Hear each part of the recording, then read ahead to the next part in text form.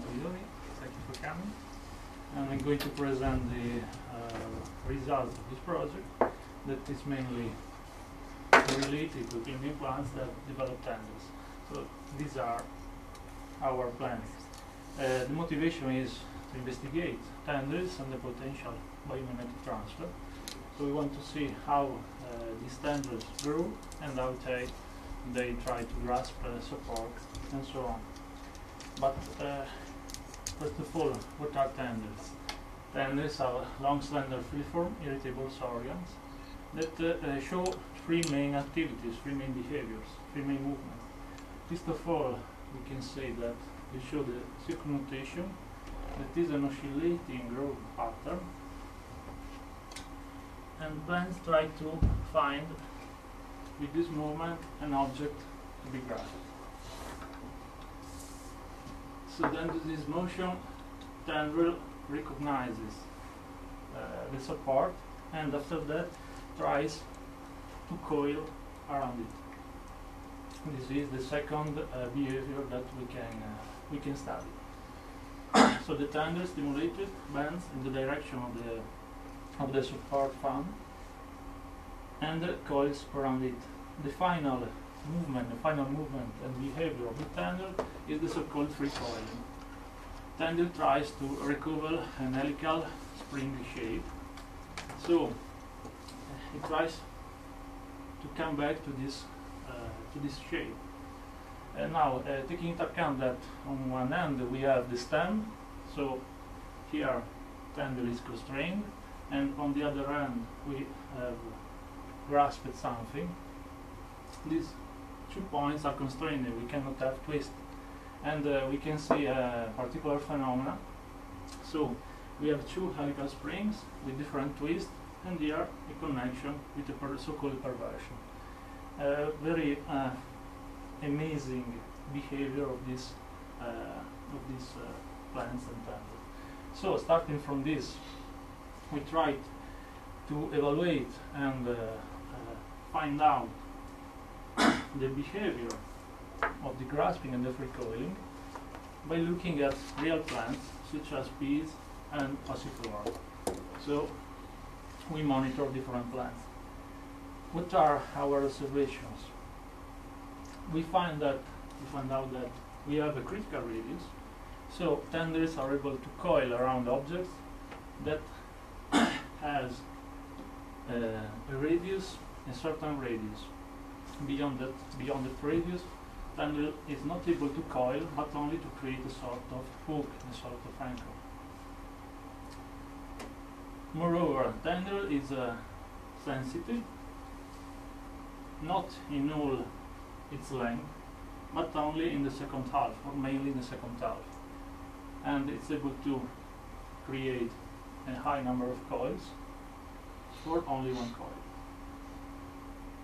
After that, we try to find out if tendril is able to recognize also other supports, other shapes, triangular shape, stars, or rectangular cross areas, and how tendril behave with these supports. We find that tendril is able to find and to coil around crosses, for instance, or other shapes. And then, thanks to the free coiling phase, tendrils are also able to strengthen the grasp. So we can say that tendril is able to adapt its shape on this kind of support.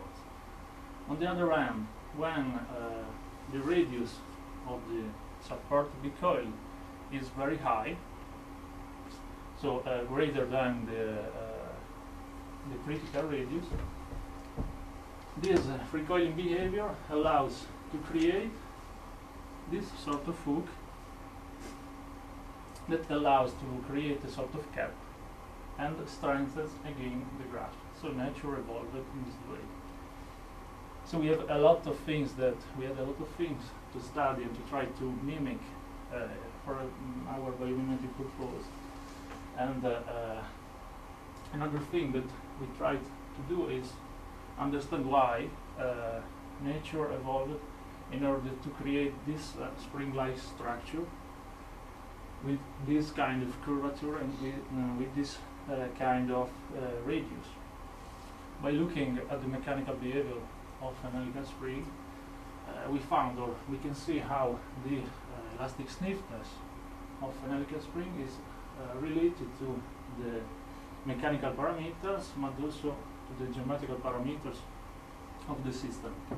So we have that nature evolved in order to minimize the coil diameter, because it's the best way to have a high elastic constant. From another point of view, we try to compare our helical springs with respect to a series of helical springs or with respect to the classical Hooke's law. And we can see how, when we have high displacement, so when we try to recover starting from a wire to the helical spring, we can see how we have a high force in the first phase of the recoiling behavior.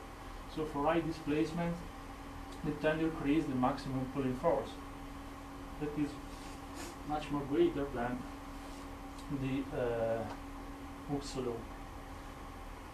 So thanks to these observations, we try to understand how to replicate, how to mimic this behavior, how to find a new material or materials in order to emulate the behavior of the tenders, both in case of coiling, grasping, and in case of recoiling. The material that we need has to be flexible, has to show different behaviors, so recover a particular shape at the end, and we don't need a very fast motion, since tendril works very slow.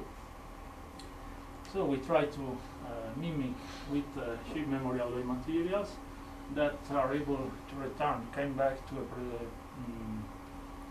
prefixed, memorized structural shape, and we experimentally validated this behavior. So the enhanced grasping, when we try to recover the helical spring and we put our tendril like shape memory alloy on this kind of support, we can see how the this activity allows to keep the surface or to lay on the surface. Again, if we want to try to mimic the free coiling activity, we can memorize an helical shape structure on our shape memory alloy, small memory alloy, sorry, and we can recover